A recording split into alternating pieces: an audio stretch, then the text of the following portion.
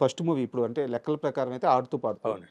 యాక్చువల్‌గా first movie మధ్యలో ఆగిపోయింది. ఇండస్ట్రీలో సెంటిమెంట్ ఉంటది. సరే శ్రీకాంత్ గారు మిమ్మల్ని నమ్మారు ఓకే. బట్ మీకు ఒక చాయిస్ ఉంటది కదా! ఫస్ట్ మూవీ ఆగిపోయింది. రెండో సినిమా ఇది మీ కథ కాదు. లేదా సొన ముందు మీరు రాసుకున్న కథో, రాపిచ్చిన కథో కూడా కాదు. కాదు. ఇది రీమేక్. ఇది కూడా రిస్కే కదా! దీనికి ఎందుకు ఒప్పుకోవాల్సొచ్చింది? ఒప్పుకోవాల్సి వచ్చిందా? ఒప్పుకున్నారా? అంటే నిజం చెప్పాలంటే ఒప్పుకోవాల్సొచ్చినట్టే చెప్పాలండి. ఎందుకంటే నేను ఫస్ట్ ఒక మంచి కమర్షియల్ సినిమా చేయాలి అనేది ఉండేది నాకు. కామెడీ అంటే నాకు చాలా ఇష్టము. హ్మ్. బట్ మంచి కమర్షియల్ సినిమా చేయాలి అన్నట్టుగానే నేను రాసుకోవడం గానీ అవన్నీ ఆ పద్ధతిలోనే ఉండేయి. సరే ఈ పిక్చరు నాకు వచ్చింది. ఎలా అంటే అది కూడా ఆ టైంలో 'జయకృష్ణ గారు, శ్రీహరి' సినిమా నేను చేసిన విధానం హ్మ్. అవన్నీ తెలుసుకొని అంతే కదా! ఆ వర్కే మాట్లాడాలి. తెలుసుకొని నాకు ఆ పిక్చర్ వచ్చింది. హ్మ్. నిజం చెప్పాలంటే అసలు వాళ్ళని చాలా గొప్పగా అనుకోవాలి నేను. ఒక సినిమా ఆగిపోయిన తర్వాత ఒక కొత్త డైరెక్టర్‌కి వాళ్ళు రిస్క్ చేసి హ్మ్. హీరో శ్రీకాంత్ గాని, ప్రొడ్యూసర్ గారు సివి రెడ్డి గారు గాని ఒక రిస్క్ చేసి ఇస్తున్నట్టే నాకు. అవును. అది ఇంకా ఎక్కువ గొప్ప విషయం అని నాకు అనిపిస్తది. హ్మ్. ఆళ్ళు సినిమా చూసినప్పుడు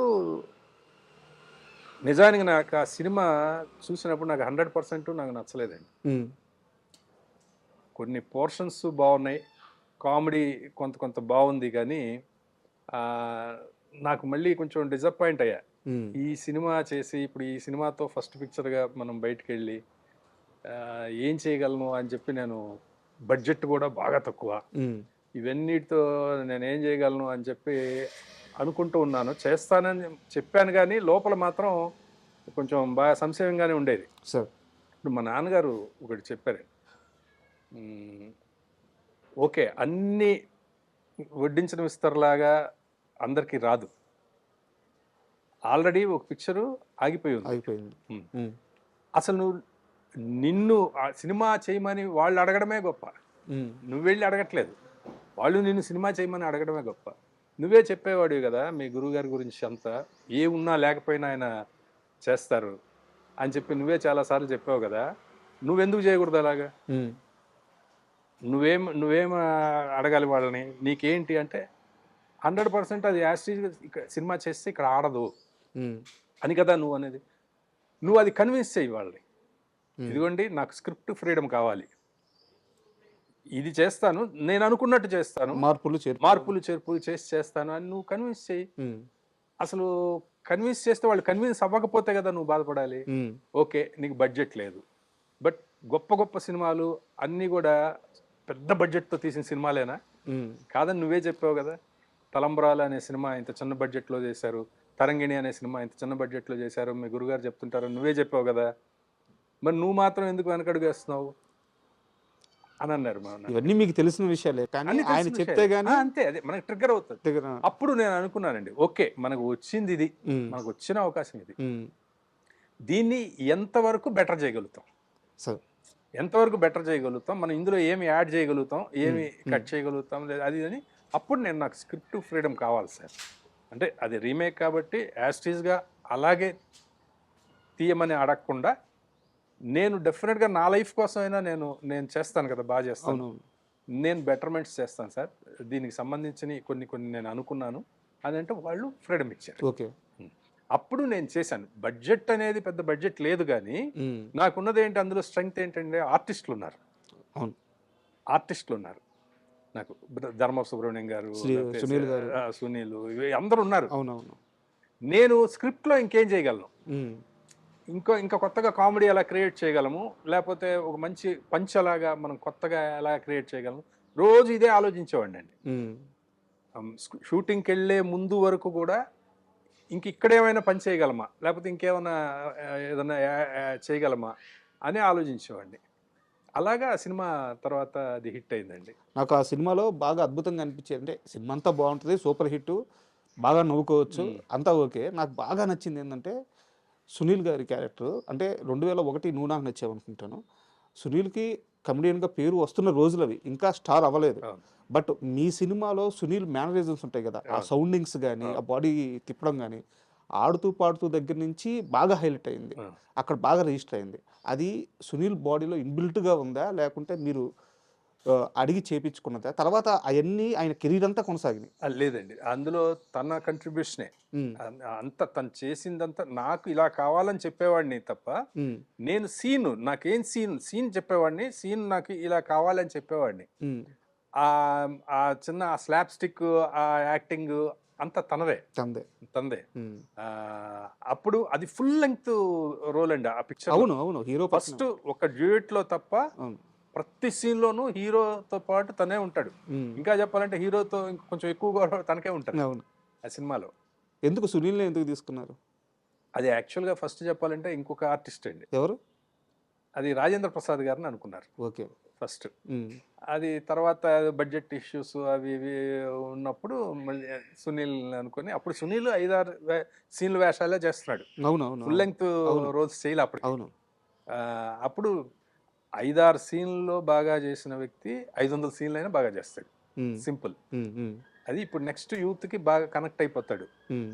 ఇప్పుడు ఫ్రెష్‌గా వస్తున్నాడు అని చెప్పి అనుకుని పెట్టింది. నిజంగానే అతను చాలా ప్లస్ అయ్యాడు సినిమాకి. అవును. ఖచ్చితంగా. చాలా ప్లస్. అందుకని మీకు చూడండి ఏ పోస్టర్‌లో అయినా సరే హీరోతో పాటు అతను కూడా ఉంటాడు. హ్మ్. హ్మ్. హ్మ్.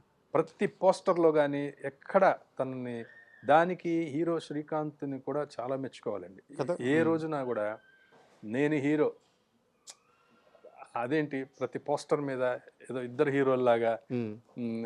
ఇలా చేస్తున్నారు అని ఒక్కసారి కూడా అనలేదండి తను.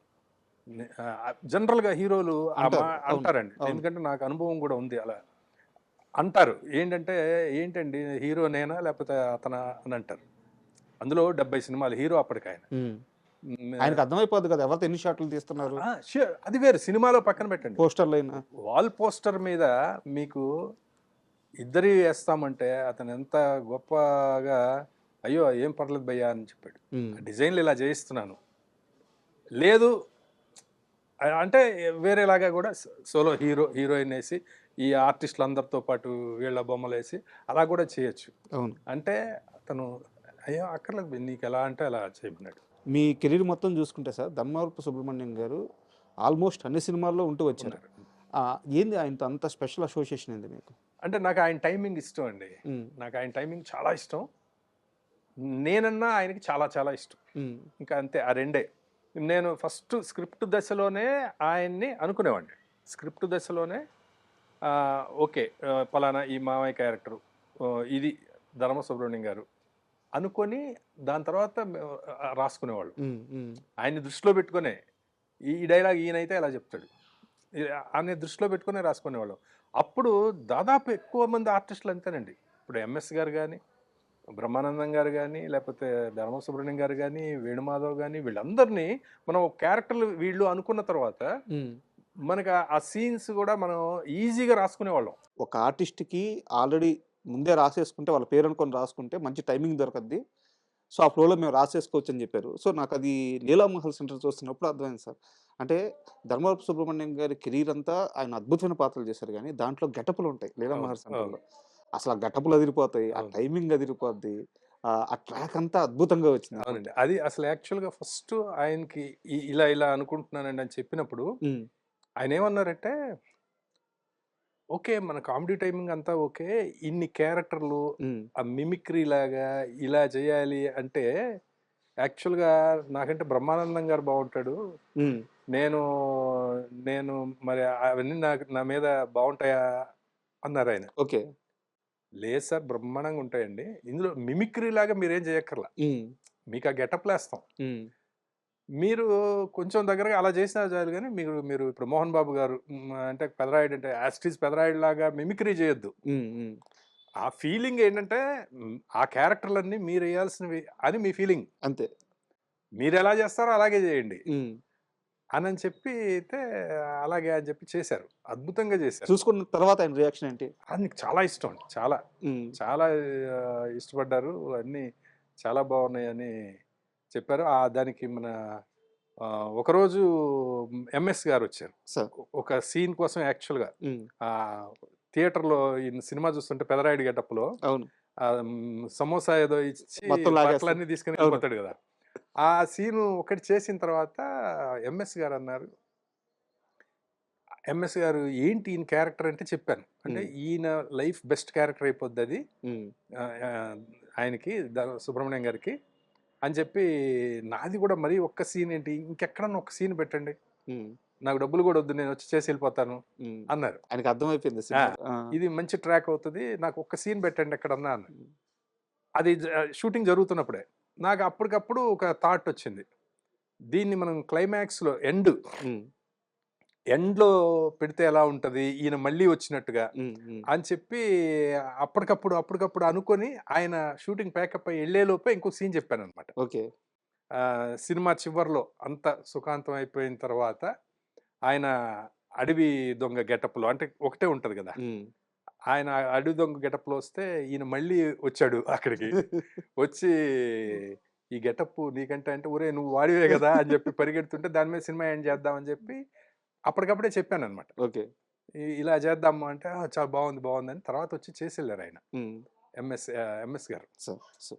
అట్లా అంటే ఈవీవి గారి విషయానికి వస్తే సార్, మళ్ళీ ఈ అంటే చాలా మంది చెప్పారు, అది నిజమో కాదో నాకు తెలియదు, ఈవీవి గారికి ఆర్యన్ రాజేష్ మంచి హీరో అవుతాడు అని చెప్పేసి చాలా బలమైన నమ్మకం అంట. సో ఆయన లాంచ్ చేశారు, సక్సెస్ రాలేదు, మీరు సక్సెస్ ఇచ్చారు. సో ఆయన ప్రెస్ మీట్ పెట్టి మరీ చెప్పారు. సో ఆ కొడుకు మీద ఎందుకు ఆయనకి అంత నమ్మకం? అంటే ప్రతి కొడుకు మీద ఉంటుంది, బట్ ఇద్దరిలో ఈ కొడుకు పెద్ద హీరో అవుతాడని ఎందుకు అంత బలంగా? అంటే ఒకటి సార్, ఇప్పుడు స్క్రీన్ కి నిజం చెప్పాలంటే ఆయన అందగాడు కదా. కరెక్ట్. ఆర్యన్ రాజేష్ చాలా అందగాడు, చాలా ఫ్రెష్ ఉంటుంది, హైట్, ఇద్దరు హైటే. రాజేష్ నరేష్ ఇద్దరు మంచి హైట్, మంచి ఫిగర్ బాగుంటది. బట్ ఆయన హీరోని చేయాలనుకున్నారు. బేసిక్ గా ఈయన ఏంటంటే, ఈయన నరేష్ డైరెక్టర్ అవ్వాలనే కోరిక ఉంది అప్పటికే ఉండడం వల్ల ఆయన అలా అనుకుని ఉంటారు. ఏది రాజేష్ ని హీరోని చేయాలి అనేది అనుకుని ఉంటారు. ఆ తర్వాత ఏంటంటే సక్సెస్ అనేది అది కుదరడం సార్. ఇప్పుడు ఈవీవి గారు చూడండి సక్సెస్ లా, అంతే కదా, ఎన్ని సక్సెస్లు, ఎన్ని సూపర్ డూపర్ హిట్లు. అయితే వాళ్ళ అబ్బాయి విషయంలో అది ఎందుకో మిస్ కొట్టింది అంతే, ఏదో స్క్రిప్ట్ కరెక్ట్ గా సెట్ అవ్వలేదా అలా. మనది కుదిరింది అంతే, అంత మాత్రం చేత ఇది గొప్ప కాదు. లేకపోతే ఆయన ఎక్కడండి, ఆయన ఎంత ఎవరెస్ట్, ఆయన ఎంత గొప్ప డైరెక్టర్ అయినా, అది ఆయన గొప్పతనం అండి. ఆయన ఆ రోజు ప్రెస్ మీట్ పెట్టి చెప్పడం అనేది ఆయన ఇంకా అక్కడ చూసే స్థాయికి అనిపించింది అందరికి, అది గొప్ప విషయం.